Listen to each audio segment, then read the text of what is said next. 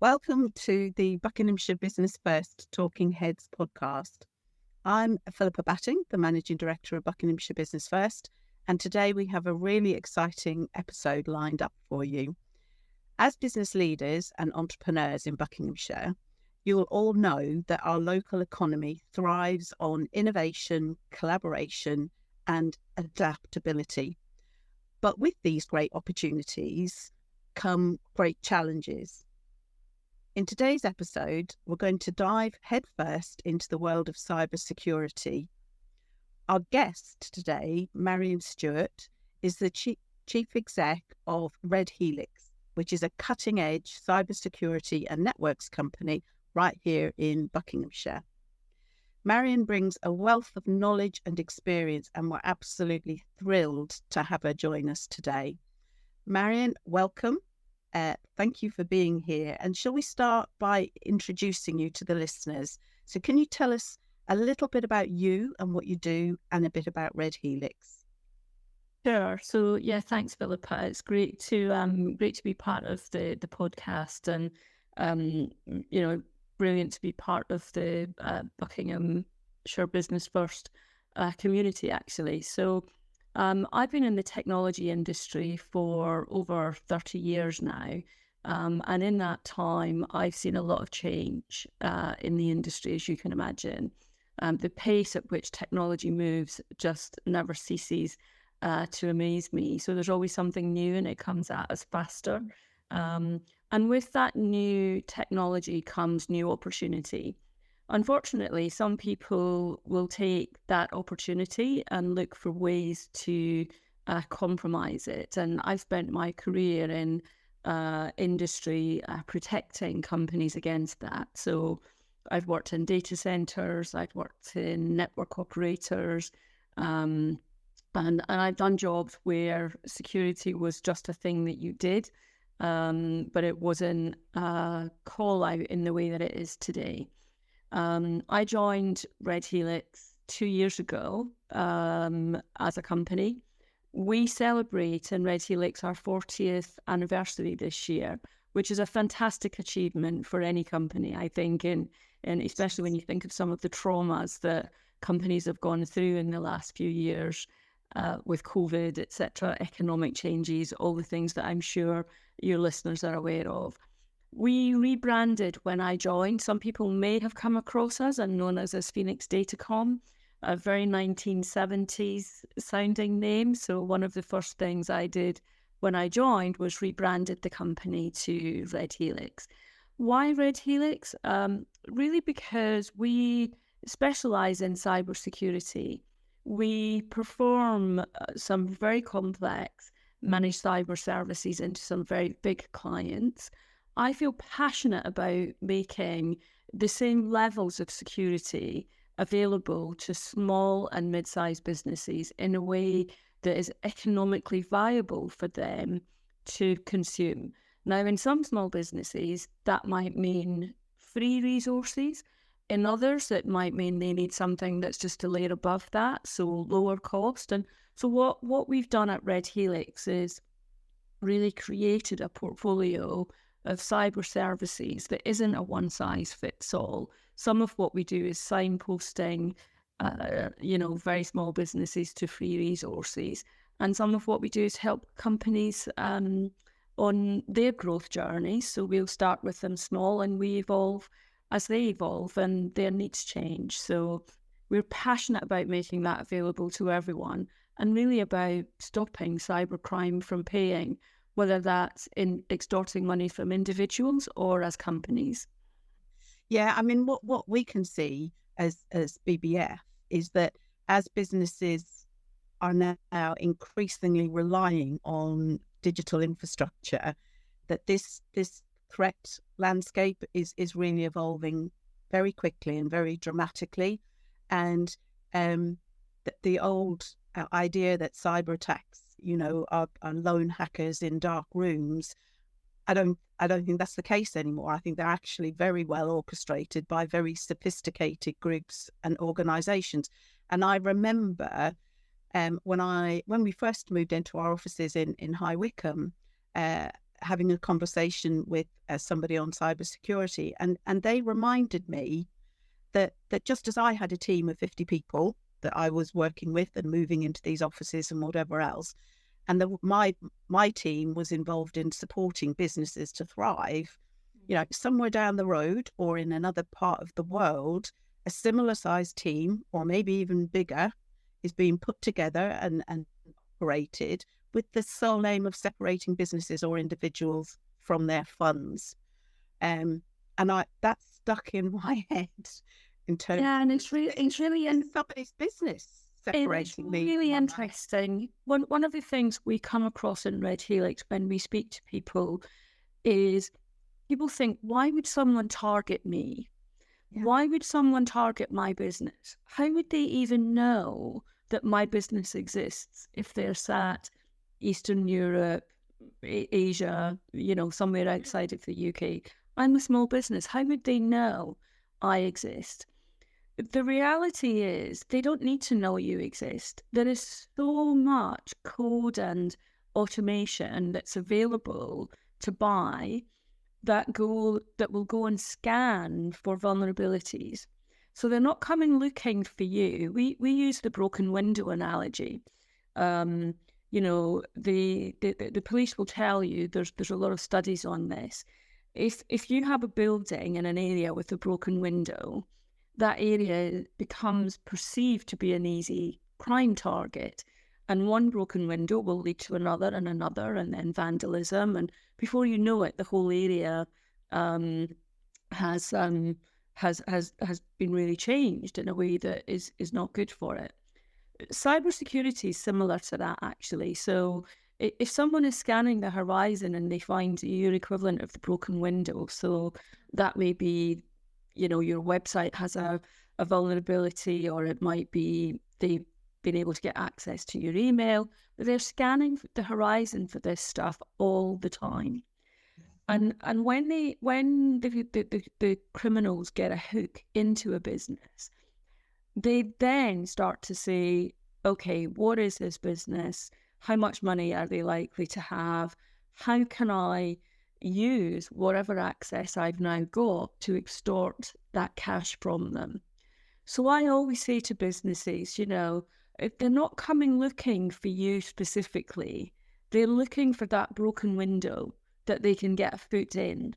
And once they find that, they follow the path and they'll find a way to exploit you. So, make sure your windows aren't broken. And there are some very simple things that companies can do in order to help with that.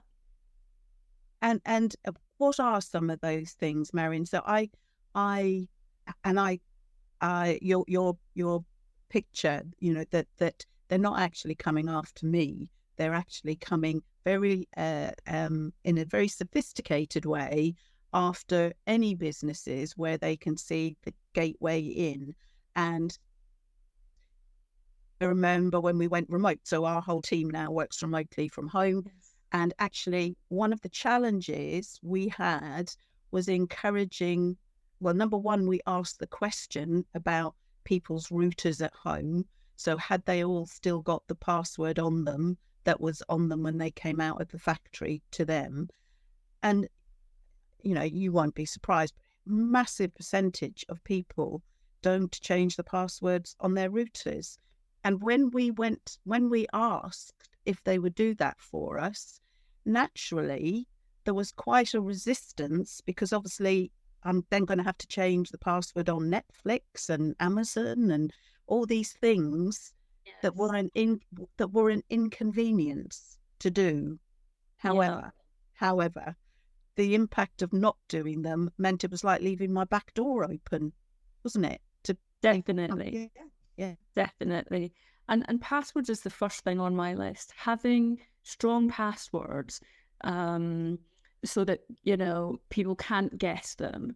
Not having them written on a piece of paper behind you. The number of conference calls, you won't believe this, the number of conference calls that I go on with prospective clients, and they've got bookcases behind them with a sticky stuck on the bookcase with their password written on it. So, a good password hygiene, have strong, complex passwords. If you do need to write it down, then keep it in a password safe.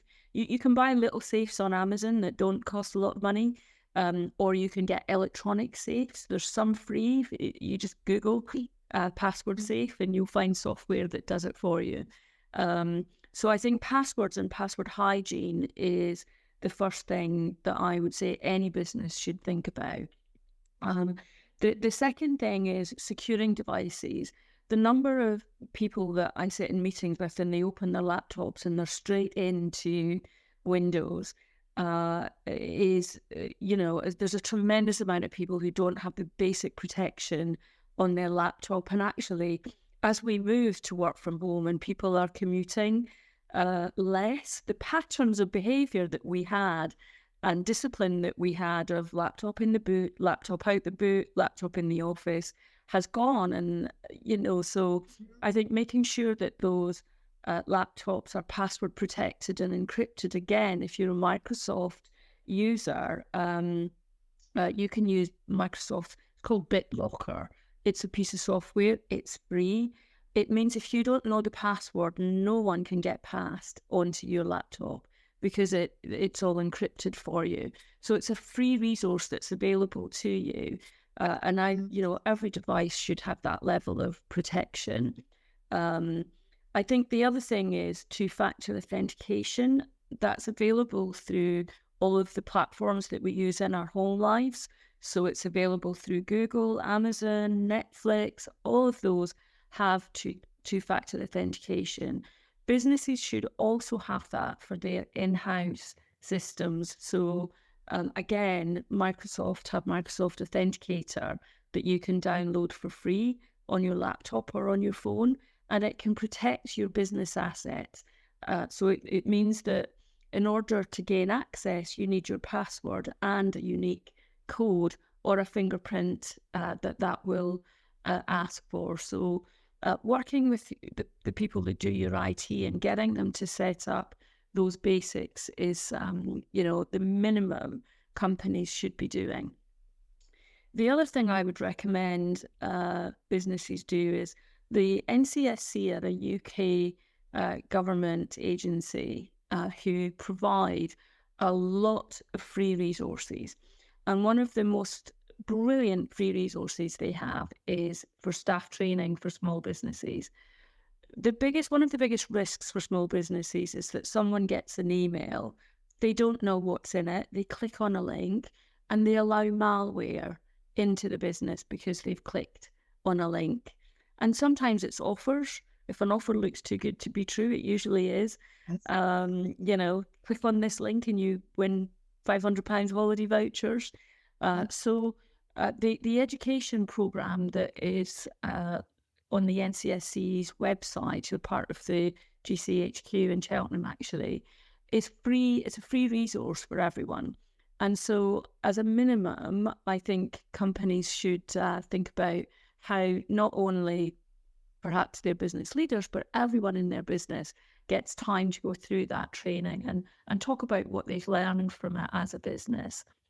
The other thing that they do is they have a scanning service available. So if you have a website as a business, most companies now will do penetration testing. That's where they'll pay a company to test, are the doors locked from the outside in. The NCSC offer a very light version of that. So as a small business, if you're sort of 2, 3, even 5 people, you might not commercially want to pay the cost of pen testing. The NCSC have some free testing that you can run against your website, which is better than not doing nothing. So those are some of the basic things that I think businesses can start with. There's a lot of free resources out there, so my advice would be for them to use them. So as businesses, we're now operating in a very dynamic, fast-changing environment, and particularly with the growth of AI, it's exhilarating and brings amazing opportunities. But I don't know about anybody else. At the same time, it's fairly scary and actually brings heightened risks. What do you think the impact of AI will make on our security measures?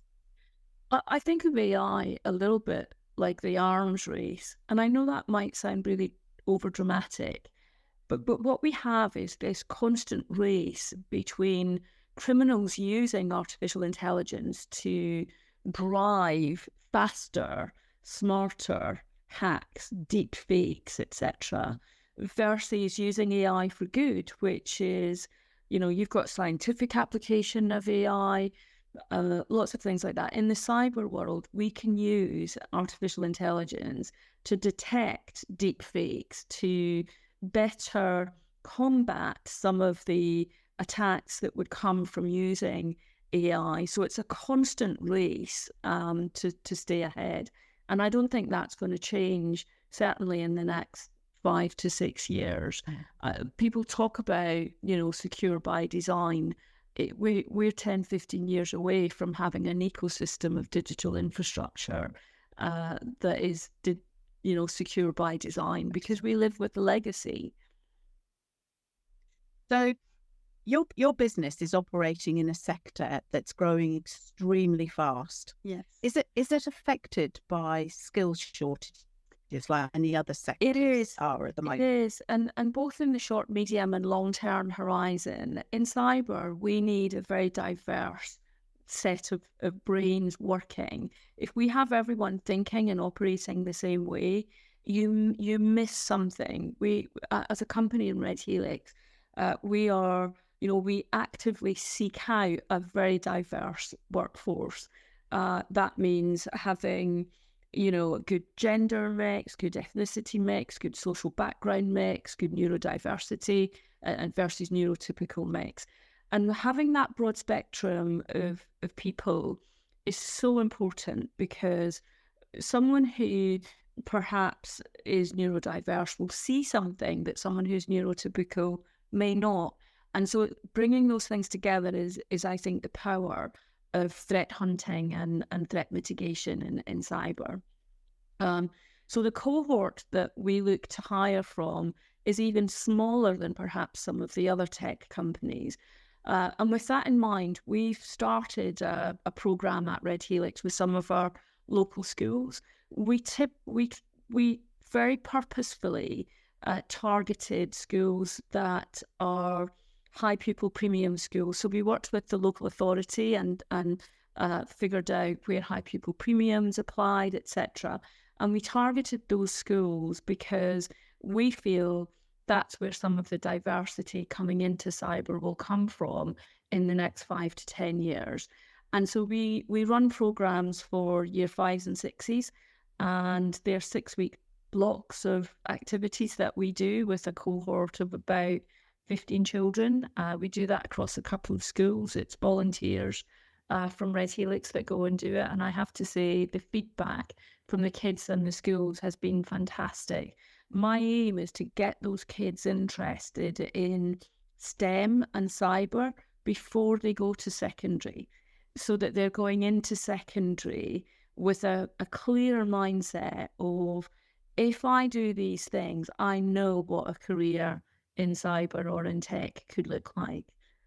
So my team love doing it, and I think the schools love doing it. And it's the only way that we'll start to build the long-term resource pool that we need coming into the industry.